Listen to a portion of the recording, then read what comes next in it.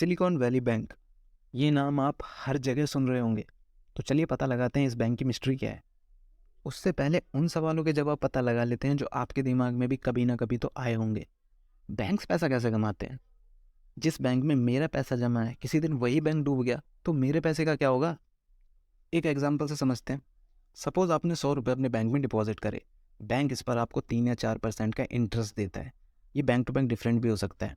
अब किसी व्यक्ति को घर या कार खरीदना है, उसके पास पैसा नहीं है तो वो बैंक जाएगा, बैंक से लोन लेगा। यहाँ बैंक उसे पैसा देगा, लेकिन ज़्यादा इंटरेस्ट पर। ये इंटरेस्ट 7 या 8% तक भी हो सकता है। बीच का जो भी परसेंटेज बचा है वही प्रॉफिट होता है बैंक का।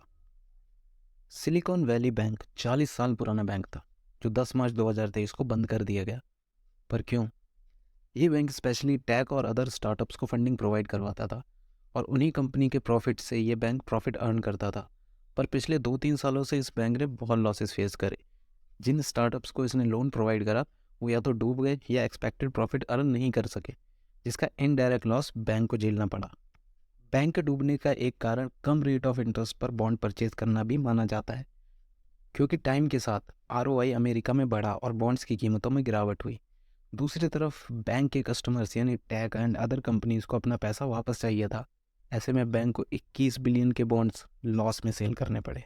बैंक के पास देने को कुछ भी बचा नहीं था। 170 बिलियन डिपॉजिट्स में से 45 बिलियन लोग एक साथ अपना पैसा वापस लेने आ रहे थे।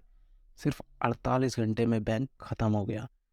अब आते हैं अपने सबसे इम्पोर्टेंट सवाल पर कि हमारा पैसा बैंक में कितना सेफ है।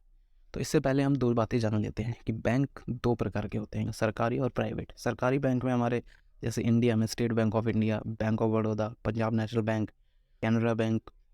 और प्राइवेट बैंक में आपके आते हैं HDFC, ICICI, axis, Kotak, IDFC। सबसे इंपॉर्टेंट बात है जो आपको जान लेनी चाहिए कि प्राइवेट बैंक हो या फिर सरकारी बैंक हो, इन सभी को RBI के रूल्स फॉलो करने ही पड़ते हैं। और RBI का रूल कहता है कि बैंक चाहे बंद हो जाए या कुछ भी हो जाए उसके साथ, उसको 5 लाख रुपए तक का मुआवजा अपने कस्टमर को देना ही होगा।